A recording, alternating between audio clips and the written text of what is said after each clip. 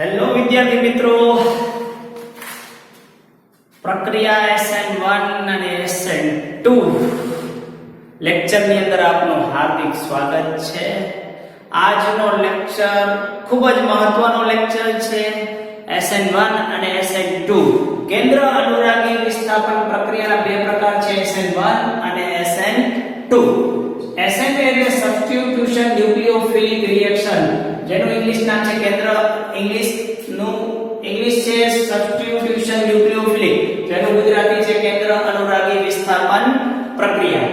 તો અહીં આપણે જોઈએ પહેલા સ્ટાર્ટ કરીએ SN2 થી. SN2 પ્રક્રિયા સમજાવવાની છે. આનું નામ છે દ્વિઆણવીય કેન્દ્ર અનુરાગી વિસ્થાપન પ્રક્રિયા સમજાવો. દ્વિઆણવીય કેન્દ્ર અનુરાગી વિસ્થાપન પ્રક્રિયા. એક સિમ્પલ ઉદાહરણ લઈ અને આ પ્રક્રિયા આપણે સમજાવવાની છે. CH3Br અહીંયા ત્રણ હાઇડ્રોજન છે, એમાંથી CH3Br તો 3 ડાયમેન્શન ની અંદર બતાવવા માટે એક આ ઘાટો ભાગ જે છે તે સમતલની બહાર છે, ડોટેડ લાઈન વાળો ભાગ છે તે સમતલની અંદર છે, અને આ બંને હાઇડ્રોજન સમતલની ઉપર છે, સમતલ પર છે. ઓકે, તો મારે અહીંયા CH3Br હું ગમે ત્યાં લખી શકું છું. અહીંયા હાઇડ્રોજન લખું, Br ને આ સાઈડ લખી નાખું, ગમે ત્યાં લખી શકાય છે મિત્રો. ઓકે, CH3Br દ્વિઆણવીય કેન્દ્ર અનુરાગી વિસ્થાપન પ્રક્રિયા. ન્યુક્લિયોફાઇલ તરીકે લઈ શકાય OH- અથવા તો જનરલ ન્યુક્લિયોફાઇલ. SN2 પ્રક્રિયા સમજાવીએ છીએ તો જનરલ ન્યુક્લિયોફાઇલ તરીકે તમે કંઈ પણ લઈ શકો છો. Nu આપણે OH- Cn- NO2- ONO- Cl- Nc- વગેરે જોયા. અહીંયા એક ઉદાહરણ તરીકે હું લઉં છું OH-. તો આ OH- જ્યારે આના ઉપર એટેક કરશે, શા માટે કરશે? કારણ કે કાર્બનનો આંશિક ધન વીજભાર, બ્રોમિનનો આંશિક ઋણ વીજભાર. અહીંયા તમે Cl પણ લઈ શકો, એવું ગોખવાની જરૂર નથી. Cl લેવો, Br લેવો, I લેવો. યસ. તો જ્યારે પ્રક્રિયા થાય છે ત્યારે આ ત્રણેય હાઇડ્રોજન એક જ સમતલની અંદર આવી જાય છે. ત્રણેય હાઇડ્રોજન એક જ સમતલની અંદર આવી જાય છે. કાર્બન બ્રોમિન બંધ તૂટતો હોય છે અને કાર્બન OH બંધ બની રહ્યો હોય છે. તો આ જે બને છે તેને આપણે કહીએ છીએ મધ્યવર્તી સંકીર્ણ સંયોજન અથવા સંક્રાંતિ. એના માટે શબ્દ છે મધ્યવર્તી સંયોજન. મધ્યવર્તી સંયોજન તમે જોઈ શકો છો, કાર્બન પાસે 5 બંધ છે, એટલે ખરેખર તે અસ્થાયી છે, અસ્તિત્વ ધરાવતો નથી. અહીંયા કાર્બનનું સંકરણ છે sp3, અહીંયા કાર્બનનું સંકરણ થઈ જાય છે sp2. પણ ખરેખર આ પ્રક્રિયા અહીંયા સ્ટોપ થતી નથી. ખાલી સમજવા માટે કે OH- અહીંયા આક્રમણ કર્યું અને Br નો બંધ તૂટે છે, સમજાવવા માટે. બાકી આ ને વચ્ચેના સ્ટેપ જે છે આ મધ્યવર્તી સંયોજન છે, તેને અલગ પાડી શકાય નહીં, એનું આઇસોલેશન કરી શકાય નહીં. અને છેલ્લે OH લાગી જાય છે. બાકીના હાઇડ્રોજન જે છે તે બાકીના હાઇડ્રોજન છે તેને આપણે બતાવી દઈએ. અહીંયા હાઇડ્રોજન. યસ. અને OH તમને મળી ગયો મિથેનોલ. અહીંયા હસ્તે તમારી નિપજ હતી બ્રોમોમિથેન. પ્રક્રિયક છે બ્રોમોમિથેન માંથી નિપજ મળે છે મિથેનોલ. એટલે આ RH છે, OH- ન્યુક્લિયોફાઇલ છે, આક્રમણ કર્યું, મધ્યવર્તી સંયોજન બનાવ્યું અને ફાઇનલ નિપજ આવી. તો આની અંદર આપણે કેટલી વાત સમજાવવાની છે. ખાસ કરીને આ પ્રક્રિયા દ્વિઆણવીય છે. કેટલી છે? બે અણુભાગીય. પ્રથમ સ્ટેપ ની અંદર બે પ્રક્રિયા ભાગ લે છે, તેથી તે દ્વિઆણવીય દ્વિઆણ્વીય પ્રક્રિયા છે. પછી વાત કરીએ તો તેની ગતિકી. આ SN2 કેવી પ્રક્રિયા છે? દ્વિઆણ્વીય પ્રક્રિયા છે. રાસાયણિક ગતિકી, તેની ગતિકી કેટલામા ક્રમની છે? તો કે દ્વિતીય ક્રમની છે. દ્વિતીય ક્રમની છે. એનો મતલબ થયો કે અહીંયા પ્રક્રિયક જે છે, આનો જે પ્રક્રિયા ક્રમ, પ્રક્રિયાનો વેગ છે તે a અને પ્રક્રિયાનો વેગ જે છે તે પ્રક્રિયક A અને પ્રક્રિયક B બંનેની સાંદ્રતા ઉપર આધાર રાખે છે. મતલબ A તરીકે છે અહીંયા ન્યુક્લિયોફાઇલ, ગમે તે લઈ શકાય. B તરીકે છે પ્રક્રિયક છે હેલો આલ્કેન. બંનેની એક ઘાતના સમપ્રમાણમાં છે. એક A ના સંદર્ભમાં પ્રથમ ક્રમની પ્રક્રિયા અને B ના સંદર્ભમાં પણ પ્રથમ ક્રમની પ્રક્રિયા. ટોટલ છે દ્વિતીય ક્રમની પ્રક્રિયા. દ્વિઆણ્વીય પ્રક્રિયા છે, બંને આનો ભાગ લે છે. રાસાયણિક ગતિકી દ્વિતીય ક્રમની છે. રાસાયણિક ગતિકી દ્વિતીય ક્રમની છે. એક જ તબક્કામાં પ્રક્રિયા પૂરી થાય છે. એક જ તબક્કામાં પ્રક્રિયા પૂર્ણ થાય. એક જ સ્ટેપની અંદર. સર વચ્ચેનું સ્ટેપ બતાવ્યું, મેં તમને કીધું છે તે અસ્થાયી છે. ખરેખર તે સ્ટેપ બનતું નથી, સમજવા માટે છે. હવે અહીંયા સમજી લઈએ આ OH માઈનસ આક્રમણ શા માટે કાર્બન ઉપર કરે છે? તો તેની કેમિસ્ટ્રી તમને ખબર છે. કાર્બન હેલોજન બંધમાં કાર્બન આંશિક ધન છે, બ્રોમિન આંશિક ઋણ વીજભાર. શા માટે? કાર્બન કરતા બ્રોમિનની વિદ્યુત ઋણતા વધુ હોવાના કારણે. યસ. તો આ OH આક્રમણ કર્યું ત્યારે તમે જુઓ બરાબર, અહીંયા આ એક હાઇડ્રોજન સમતલની અંદર છે, એક હાઇડ્રોજન સમતલની બહાર છે.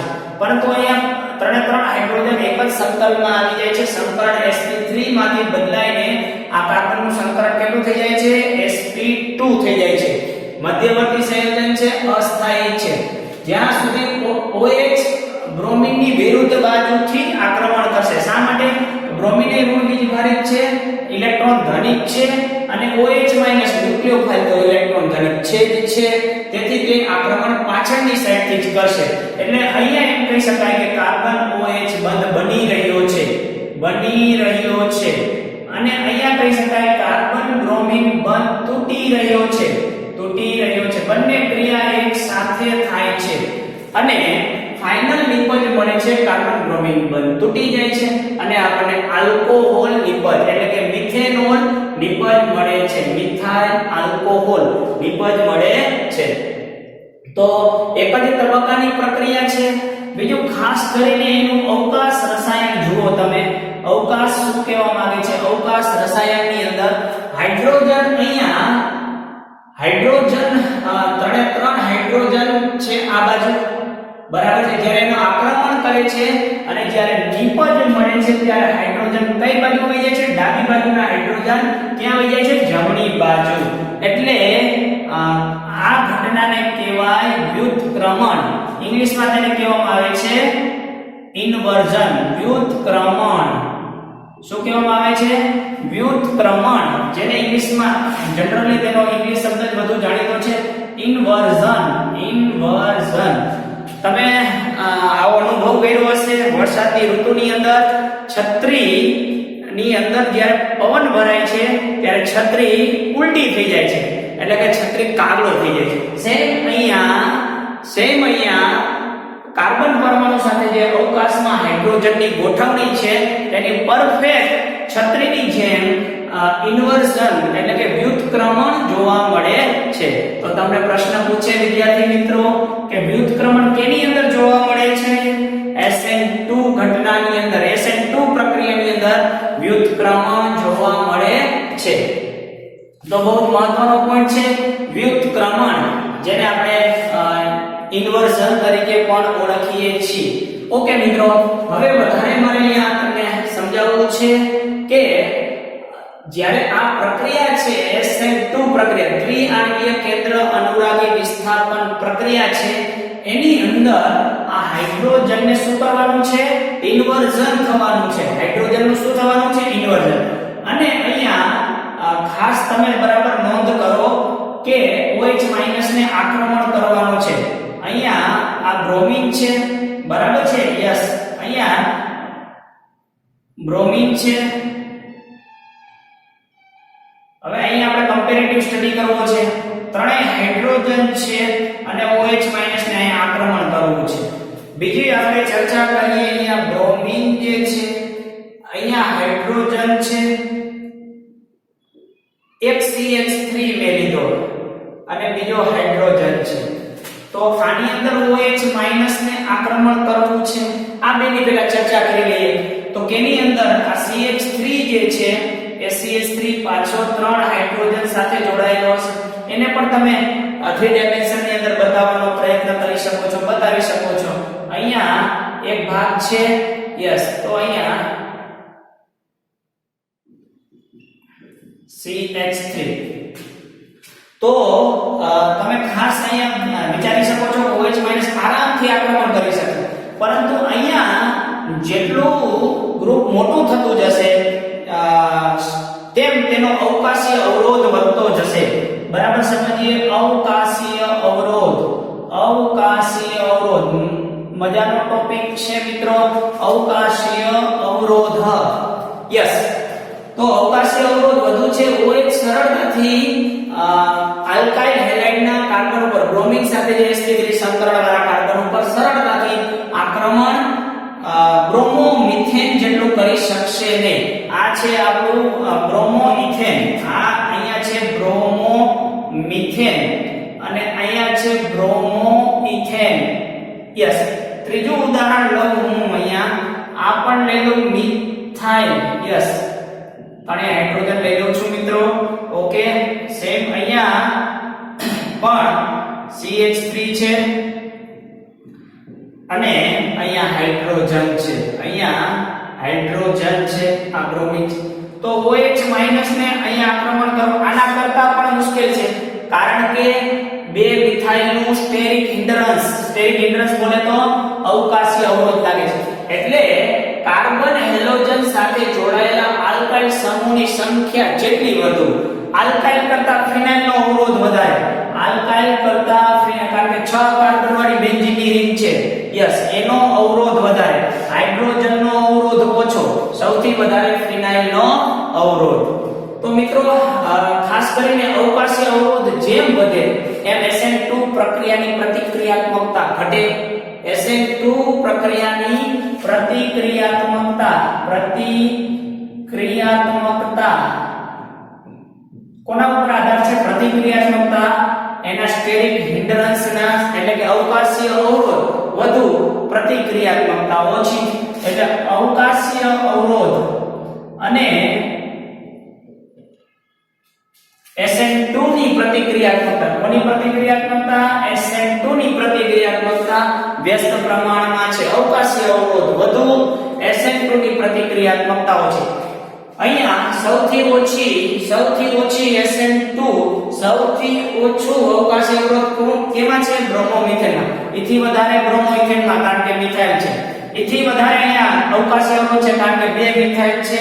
આનું આપણે નામકરણ કરો 1 2 3. આઇસોપ્રોપાઇલ બ્રોમાઇડ, આઇસોપ્રોપાઇલ બ્રોમાઇડ અથવા બ્રોમો આઇસોપ્રોપેન અથવા 2-બ્રોમો-પ્રોપેન. આના કરતા હજી વધારે ઉદાહરણ લઈએ અવકાશી અવરોધ, તો આ મિથાઇલ છે, અહીંયા બીજો મિથાઇલ છે, અહીંયા ત્રીજો મિથાઇલ છે અને અહીંયા બ્રોમિન છે. તો અવકાશી અવરોધ ઓર હોય તો OH ને એટેક કરવાની સંભાવના ઓછી થઈ જશે, SN2 ની પ્રતિક્રિયાત્મકતા ઘટશે. આનું નામકરણ આપણે કરવું 1 2 3, 2-bromo 2-methyl propane, 2-bromo 2-methyl propane, કે જેમાં SN2 ની પ્રતિક્રિયાત્મકતા આ ચારમાં સૌથી ઓછી હશે. હજી તમે અહીંયા એ જગ્યાએ ફિનાઇલ કરી દો તો એની પ્રતિક્રિયાત્મકતા ઓર ઓછી થશે, કારણ કે સ્ટેરિક હિન્ડરન્સ બોલે તો અવકાશીય અવરોધ.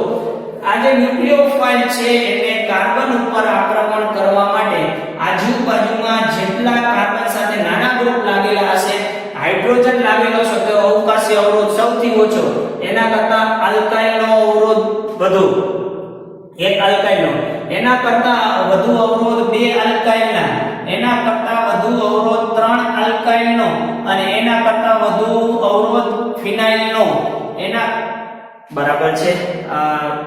યસ, ફિનાઇલનો અવરોધ વધુ છે. ઓકે, તો અહીંયા ખાસ કરીને આપણે આને રિલેટેડ એક્ઝામ્પલ જોઈશું એટલે તમને તેનો વધારે ખ્યાલ આવશે. તો ખાસ કરીને SN2 પ્રક્રિયા ફરીથી એક વખત રિવિઝન કરાવી દઉં છું વિદ્યાર્થી મિત્રો. SN2 કેન્દ્ર અનુરાગી દ્વિઆણ્વીય કેન્દ્ર અનુરાગી વિસ્થાપન પ્રક્રિયા, જેનું શોર્ટ નેમ છે SN2. તો SN2 પ્રક્રિયા સૌથી સરળ છે બ્રોમોમિથેનમાં. યસ, બ્રોમોમિથેન હોય, ક્લોરોમિથેન હોય, એના માટે પણ ચર્ચા કરી લઈએ મિત્રો.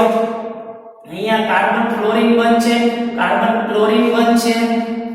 આ જગ્યા મારી પાસે સેટ છે, કાર્બન ફ્લોરિન છે, કાર્બન ક્લોરિન, કાર્બન બ્રોમિન ને કાર્બન આયોડિન. કયો બંધ સરળતાથી તૂટશે મિત્રો? આ બંધ તોડવાનો છે. આ બંધ કેમાં સરળતાથી તૂટશે? તો કે જેનું કદ વધારે હોય. આયોડિન નું કદ વધારે છે, ફ્લોરિન નું કદ ઓછું છે. કદ નાનું છે એટલે કાર્બન સાથે પ્રબળતાથી જોડાયેલો હશે, જ્યારે આયોડિન નું કદ ઓછું છે એટલે સરળતાથી જેમ આલ્કાઇલ હેલાઇડમાંના હેલાઇડ નું આણ્વીય દળ વધુ તેમ તે સરળતાથી છૂટો પડશે. તો પ્રતિક્રિયા SN2 માં પ્રતિક્રિયાત્મકતા કોની વધારે હશે? Ci ની વધારે હશે. મતલબ આયોડિન ની હશે. કેમ કે આયોડિન નું કદ વધુ હોવાથી તે સરળતાથી બંધ તૂટી જશે. અહીંયા બે વાત છે કે અવકાશીય અવરોધના SN2 પ્રતિક્રિયાત્મકતા અવકાશીય અવરોધના વ્યસ્ત પ્રમાણમાં છે. અવકાશીય અવરોધ ઓછો, SN2 ની પ્રતિક્રિયાત્મકતા એટલે પ્રક્રિયા કરવાની ક્ષમતા SN2 ની વધારે. બીજી વાત કરી આલ્કાઇલ હેલાઇડમાં કાર્બન હેલોજન બંધ, એમાં જેનું આણ્વીય દળ વધારે, જેનું કદ વધારે, જેનું પરમાણ્વીય દળ વધારે, જેનું પરમાણ્વીય કદ વધુ, તે સરળતાથી, કારણ કાર્બન હાઇડ્રોજન બંધ લંબાઈ લાંબી છે, જેનો બંધ ટૂંકો એટલી બંધ મજબૂતાઈ વધુ. તે તમે જોઈ ગયા છો. બંધ લંબાઈ અને એની પ્રબળતા, એને કેવો સંબંધ છે? વ્યસ્ત સંબંધ છે. જેટલી બંધ લંબાઈ વધુ તેટલી પ્રબળતા ઓછી. કાર્બન હાઇડ્રોજન બંધ ઓછો પ્રબળ, સરળતાથી તૂટે, એટલી એની પ્રતિક્રિયાત્મકતા વધુ. ઓકે, ફરી એક વખત રિવિઝન કરાવી દઉં. દ્વિઆણ્વીય પ્રક્રિયા છે. આપણે રાસાયણિક ગતિકી ચેપ્ટર બહુ સારી રીતે શીખી ગયા છીએ. દ્વિઆણ્વીય પ્રક્રિયા છે. આ દ્વિતીય ક્રમની, એની ગતિકી દ્વિતીય ક્રમની છે. એનો મતલબ કે બંને ન્યુક્લિયોફાઇલ અને પ્રક્રિયાથી બંનેની સાંદ્રતા ઉપર આધાર રાખે છે. બંનેની સાંદ્રતાના એક ઘાતના સમપ્રમાણમાં છે. આ ક્યાંથી આવ્યું? પ્રાયોગિક આવેલું છે. બરાબર છે, પણ આપણે ધ્યાનમાં રાખવાનું તે પ્રથમ ક્રમની પ્રક્રિયા છે. યસ, આપણે રિવિઝન કરી રહ્યા છીએ. દ્વિતીય ક્રમની પ્રક્રિયા છે. એક જ તબક્કાની અંદર પ્રક્રિયા પૂર્ણ થાય છે. અવકાશની અંદર ગોઠવણી, જે ડાબી બાજુ છે હાઇડ્રોજન તે જમણી બાજુ જાય છે, એટલે કે વિન્વર્જન જોવા મળે છે, જેને આપણે વ્યુત્ક્રમણ કહે છે. વિન્યાસ એટલે ગોઠવણી, વિન્યાસનું વ્યુત્ક્રમણ. અવકાશીય અવરોધ. તો મિત્રો અવકાશીય અવરોધ તમે જોયું કે કાર્બન સાથે, જે હેલોજન સાથે જોડાયેલો કાર્બન છે, તેની સાથે લાગેલા સમૂહ જેટલા નાના, જેટલા હાઇડ્રોજન વધુ, તેટલો તેનો અવકાશીય અવરોધ ઓછો, તેટલી તેની પ્રતિક્રિયાત્મકતા વધુ. આપણે જોયું કે અવકાશીય અવરોધ પ્રતિક્રિયાત્મકતાના વ્યસ્ત પ્રમાણમાં છે. જેટલો અવકાશીય અવરોધ ઓછો તેટલી પ્રતિક્રિયાત્મકતા વધુ, જેટલો અવકાશીય અવરોધ વધુ તેટલી પ્રતિક્રિયાત્મકતા ઓછી. યસ, કાર્બન હાઇડ્રોજનના સંદર્ભમાં આપણે જોયું બંધ લંબાઈ અને પ્રબળતા વ્યસ્ત પ્રમાણમાં છે. કાર્બન આયોડિન SN2 પ્રક્રિયા સરળતાથી આપે છે. તો આપણે ખાસ આટલા મુદ્દાઓ જોયા SN2 પ્રક્રિયાની અંદર. નેક્સ્ટ મુદ્દો જોઈએ આપણે SN1. Yes, SN1. હવે હું આને निकाली दઉં છું. યસ, જોઈએ આપણે SN1 પ્રક્રિયા. ખાલી SN1 પ્રક્રિયા જેને આપણે કહીએ છીએ એક આણ્વીય કેન્દ્ર અનુરાગી વિસ્થાપન પ્રક્રિયા. એક આણ્વીય કેન્દ્ર અનુરાગી વિસ્થાપન પ્રક્રિયા જેને દર્શાવવામાં આવે છે ટૂંકમાં SN1 તરીકે. સબસ્ટિટ્યુશન ન્યુક્લિયોફિલિક, એક આણ્વીય સબસ્ટિટ્યુશન ન્યુક્લિયોફિલિક રિએક્શન. એક પ્રક્રિયા લઈએ એટલે બરાબર તમને ઓકે, અહીંયા કાર્બન છે એની સાથે 3 બ્રોમિન જોડાયેલા છે. 3 બ્રોમિન ને બતાવી દો. યસ, 3 બ્રોમિન એની સાથે જોડાયેલા છે. એક હાઇડ્રોજન છે. ઓકે, અહીંયા CH3 ટાઈમ્સ બ્રોમિન એટલે સમજી લો, એટલે અહીંયા જુદો લખું છું એટલે તમને એનું નામકરણ કરવામાં મજા આવે. યસ, તો આને કહી શકાય આઈસો ગ્રુપ છે. બ્રોમિન ને ગમે ત્યાં લખો, અહીંયા લખો, કોઈ પ્રોબ્લેમ નથી. તો આઈસો બ્યુટાઇલ છે. 2 અથવા 2 બ્રોમો 2 મિથાઇલ પ્રોપેન છે. આઈસો બ્યુટાઇલ બ્રોમાઇડ છે. ઓકે, મતલબ કેટલા ડિગ્રી કાર્બન છે? આ કાર્બન જે છે કેટલા ડિગ્રી છે? 3 ડિગ્રી કાર્બન છે. મતલબ આ કાર્બન સાથે 3 CH3 જોડાયેલા છે અને એક Br જોડાયેલો છે. એક Br છે અને 3 CH3 જોડાયેલા છે. યસ, તો અહીંયા મેં લખેલા છે 3 CH3 અને એની પ્રક્રિયા કરો OH- સાથે. OH- આક્રમણ કરવું મુશ્કેલ છે. યસ મિત્રો, આક્રમણ કરવું મુશ્કેલ છે. શા માટે? કારણ કે તેનો અવકાશી અવરોધ વધુ છે. દેખાય છે, અવકાશી અવરોધ વધુ છે. એટલા માટે આ OH- આવી રીતે આક્રમણ કરી શકશે નહીં. પરંતુ આની આ જે પ્રક્રિયા છે એની અંદર પ્રોટીક દ્રાવક આ પ્રક્રિયા પ્રોટીક દ્રાવકમાં કરવામાં આવે છે. તો પ્રશ્ન થાય કે પ્રોટીક દ્રાવક એટલે શું? એવા દ્રાવક કે જે પ્રોટોન ધરાવે છે. H2O છે, HCl છે, HNO3 છે, H2SO4 છે, વગેરે વગેરે કે જેની અંદર પ્રોટોન સરળતાથી મળે છે.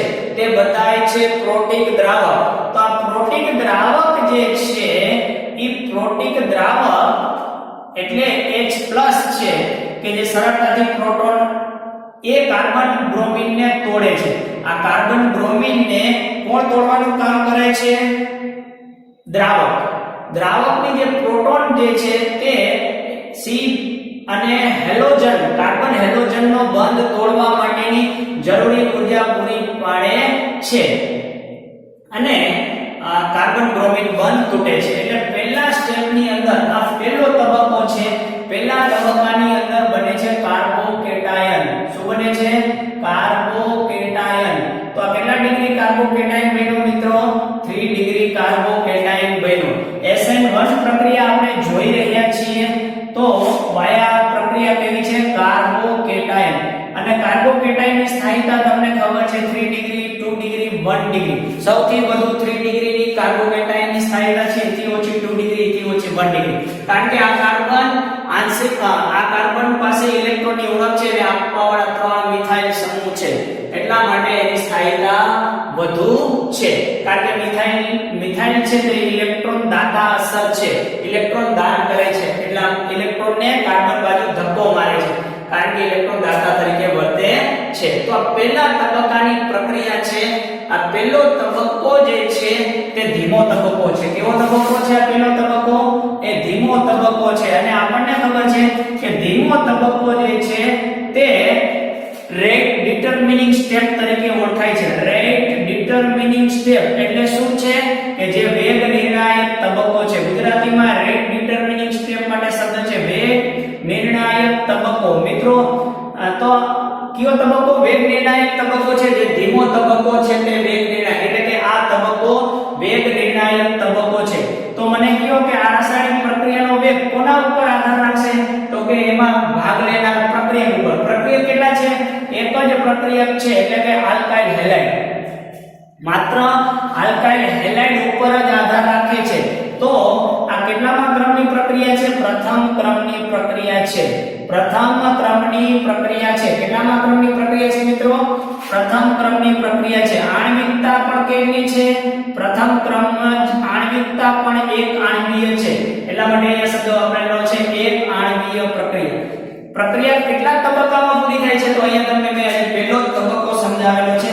પહેલા તબક્કાના પરિણામે શું બને છે? કાર્બોકેટાયન બને છે. કાર્બોકેટાયન કાર્બન ઉપર ધન વીજભારિત છે. ઇલેક્ટ્રોનની ઉણપ છે મિત્રો.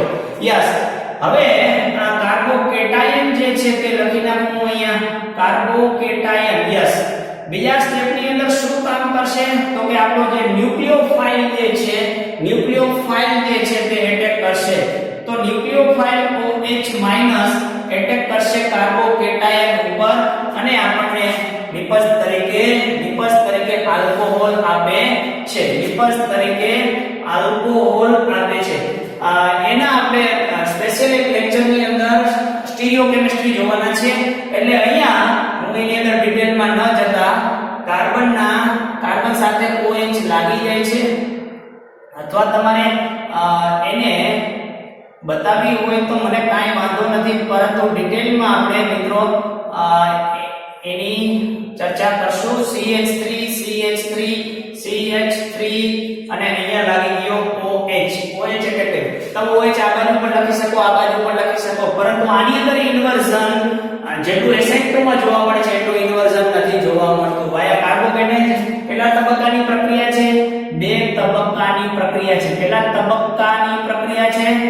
બે તબક્કાની પ્રક્રિયા છે ઓકે બે તબક્કાની પ્રક્રિયા છે વાયા કાર્બોકેટાયન છે બરાબર છે તો વધારે સ્થાયી પ્રક્રિયા હવે આપણે આની જોઈએ પ્રતિક્રિયાત્મકતા SN1 ની પ્રતિક્રિયાત્મકતા અહીંયા મેં શીખવાડી દીધી છે તમને કોની પ્રતિક્રિયાત્મકતા વધુ હશે પ્રતિક્રિયાત્મકતા કોની વધારે હશે મિત્રો તો કે જે 3 ડિગ્રી હોય જે કાર્બન પાસે વધારે મિથાઇલ સમૂહ જોડાયેલા હોય જે આલ્કાઇલ હેલાઇડમાં કાર્બન પાસે વધુ મિથાઇલ જોડાયેલા હોય તે SN1 પ્રક્રિયા વધુ આપશે વધુ ઝડપી આપશે વધુ પ્રમાણમાં આપશે કારણ કે 3 ડિગ્રી કાર્બોકેટાયન વધુ સ્થાયી છે પહેલા કરતા ટોટલી ઉલટું એટલે એવું કહી શકાય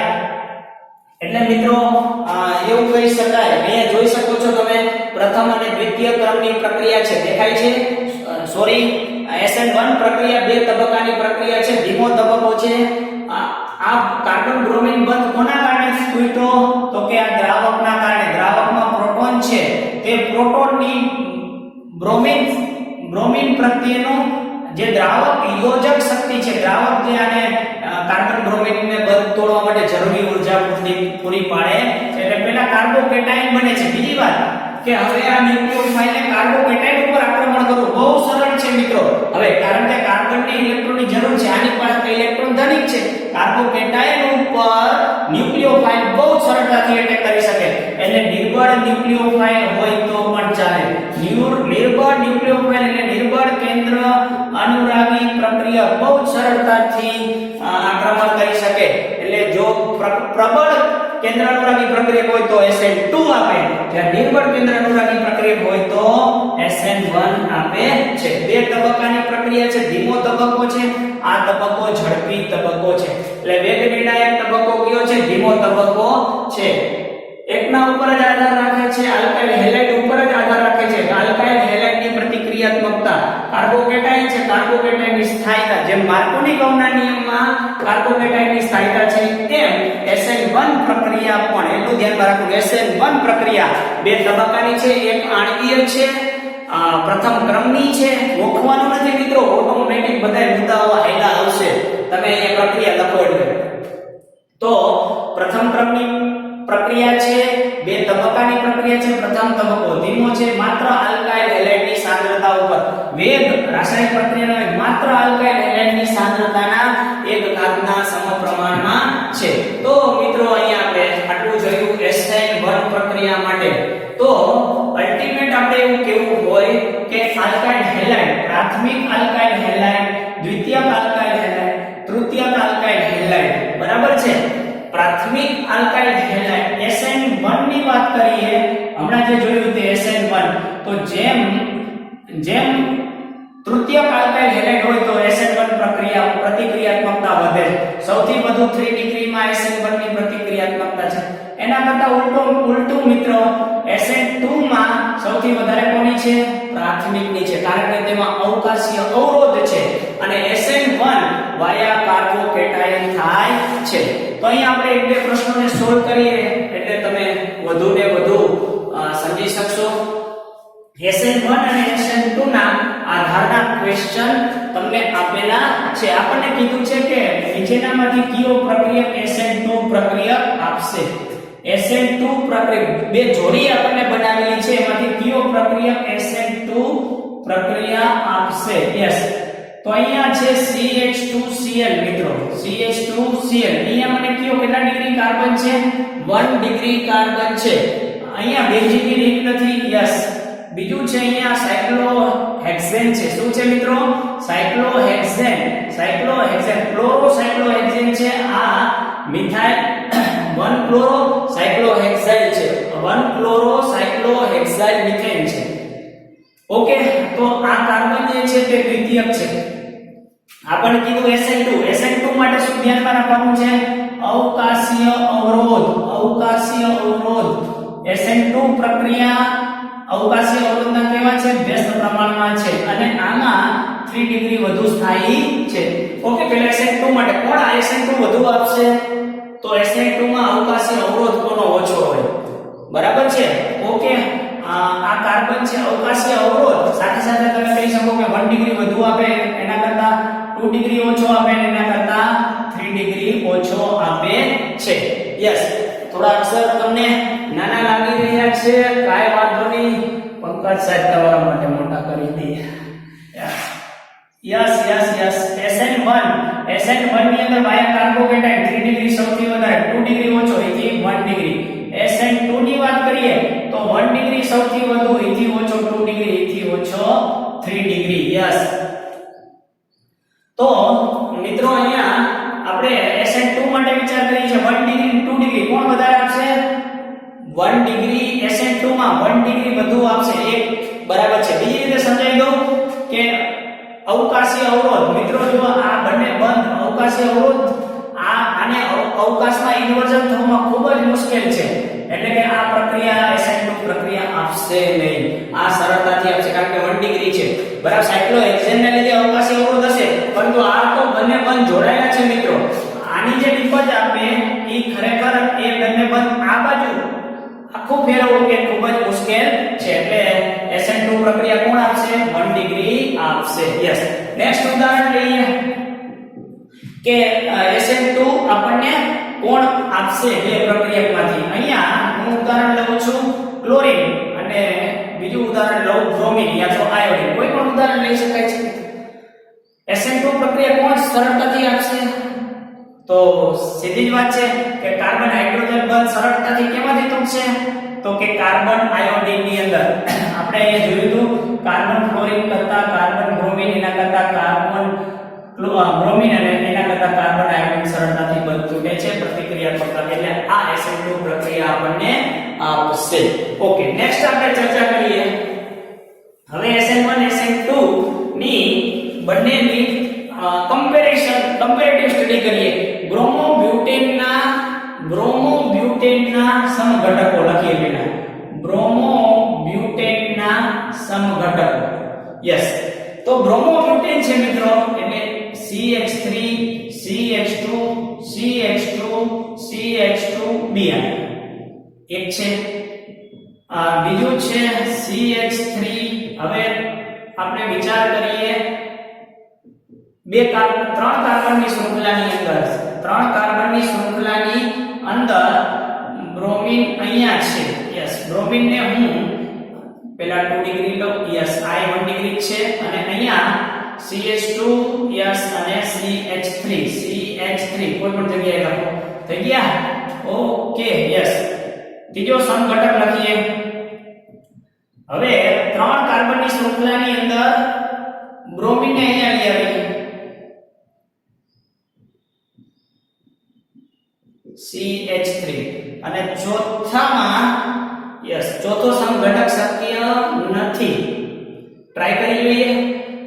1 બ્રોમો છે, હજી 2 બ્રોમો લખી શકાય. આનો બીજો સમઘટક હું અહીં લખી નાખું CH3 CH2 CH આ Br અને અહીંયા છે CH3.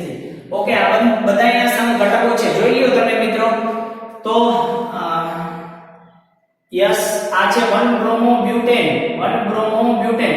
તો આપણે પહેલા ચર્ચા કરીએ SN1 ની, એટલે કાર્બોકેટાયન ની.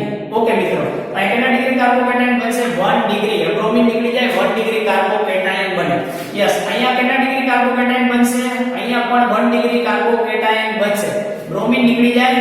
હા હું કાઢતો જો સાથે સાથે એટલે તમને ધ્યાનમાં ચાલો બ્રોમિન નીકળી ગયો એટલે 1 ડિગ્રી કાર્બોકેટાયન બન્યો. અહીંયા પણ બ્રોમિન નીકળી ગયો એટલે 1 ડિગ્રી કાર્બોકેટાયન બન્યો. અહીંથી પણ બ્રોમિન નીકળી ગયો તો મિત્રો અહીંયા 3 ડિગ્રી કાર્બોકેટાયન બન્યો. અહીંથી બ્રોમિન નીકળી ગયો તો 2 ડિગ્રી કાર્બોકેટાયન બન્યો. કેટલા ડિગ્રી બન્યો?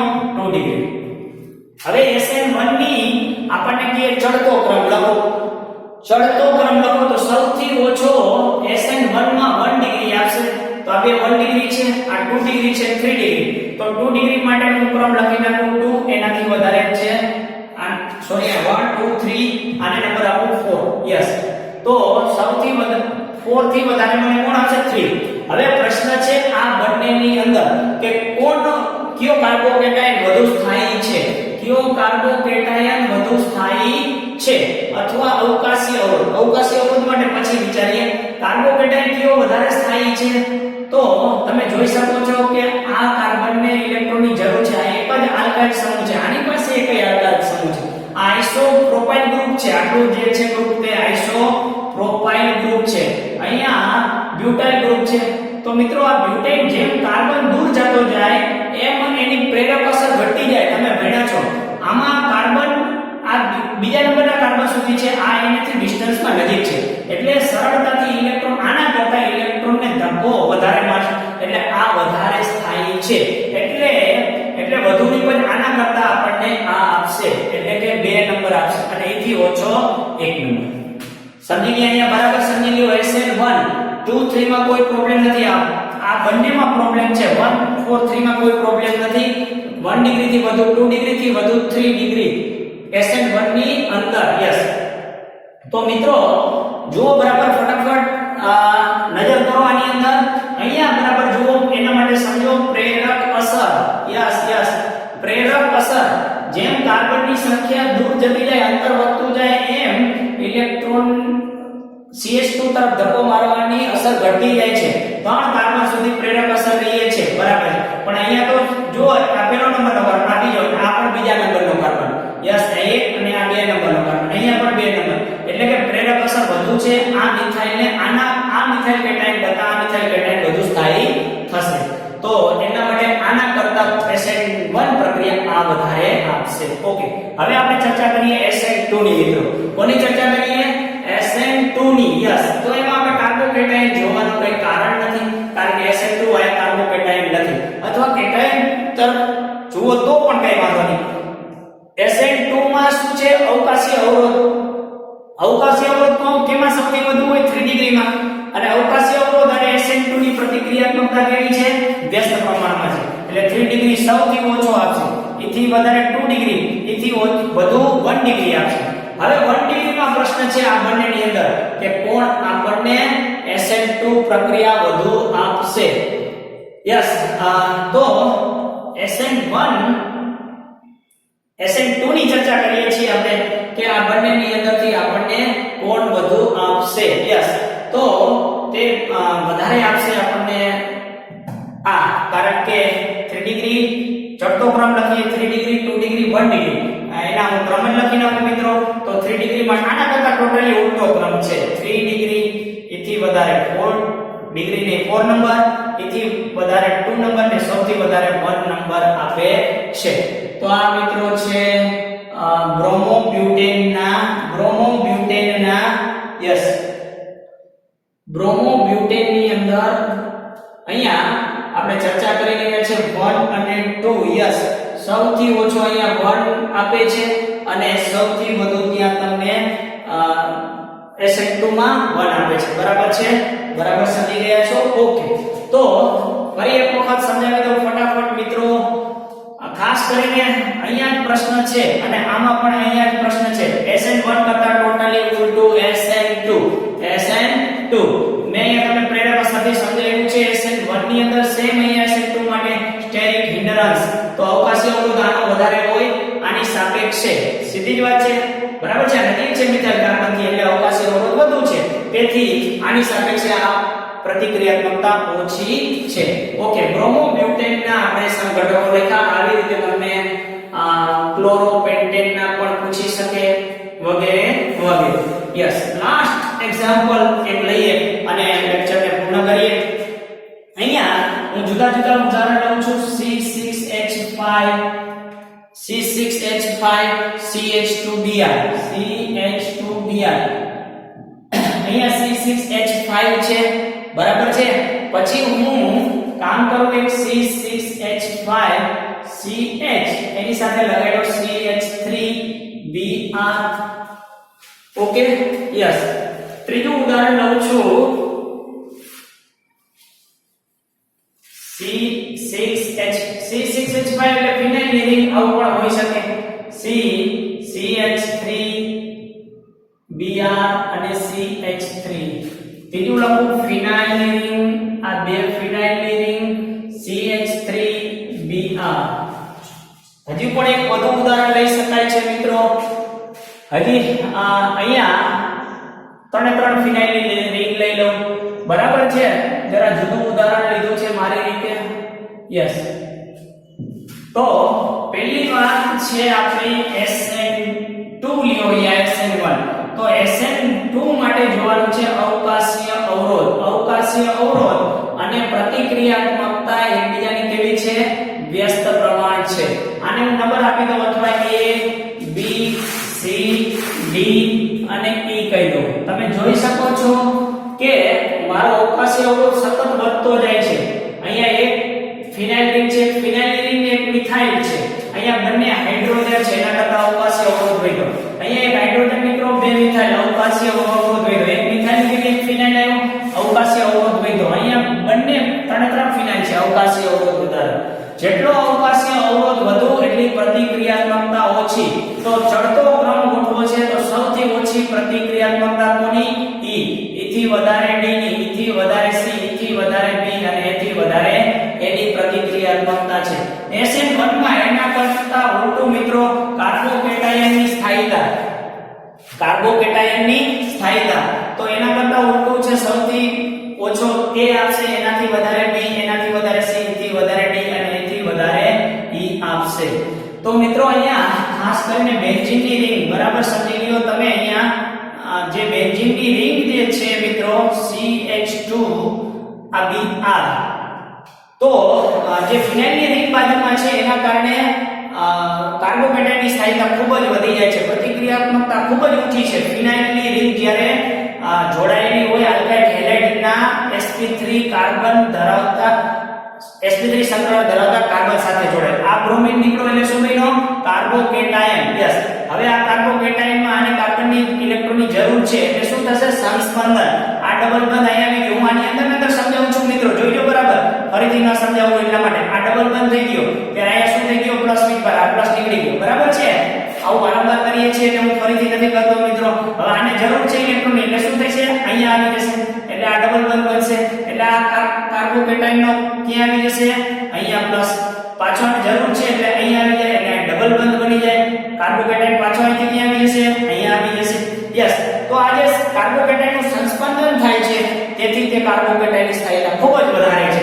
આ કાર્બોકેટાયન 3 ડિગ્રી એના કરતા પણ વધુ સ્થાયીતા કોની અંદર છે? ફિનાઇલની રિંગ બાજુમાં હોય તેની અંદર. અથવા તો એલાઇન છે, એલાઇન છે એની અંદર પણ કાર્બોકેટાયન સંસ્પંદન જોવા મળે છે. જોઈએ બરાબર મિત્રો. બ્રોમિન નીકળો, આ કાર્બોકેટાયન છે, બાજુમાં અલ્ટરનેટ દ્વિબંધ હોવાના કારણે આ ડબલ બંધ અહીંયા આવી જાય, અહીંયા આવી જાય. યસ યસ યસ યસ આવી ગયો, બરાબર છે. ઘણો ટાઈમ થઈ ગયો, કાઈ વાંધો નહીં સર, મજા આવે છે. Continue to be continue. Yes yes. આ પ્લસ વીજ બાર અહીંયા આવી ગયો.